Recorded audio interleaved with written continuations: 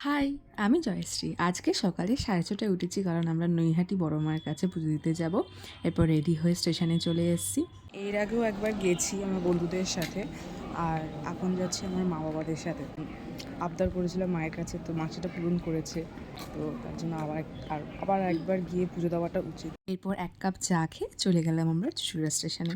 ওখান থেকে ম্যাজিক কার করে নৌকা পার হয়ে যাওয়া যায়। তো গিয়েই দেখি নৈহাটিতে যে বড়মান পুজো দেওয়ার জন্য প্রচণ্ড লাইন, মানে লাইনের যে কোথায় শেষ তার কোনো ঠিক নেই। ফাইনালি আমরা গিয়ে লাইনে দাঁড়াতে পেরেছি, আর আমরা 5 জন গেছিলাম বাড়ির লোক।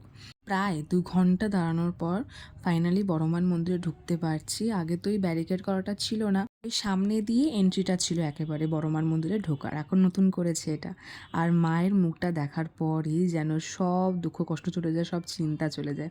তাই মায়ের কাছে আবার একটা ছোট্ট আবদার করে এখন চলে যাচ্ছি বাড়ির উদ্দেশ্যে। আর তার সাথে আজকের ব্লগটা এখানে এন্ড করলাম।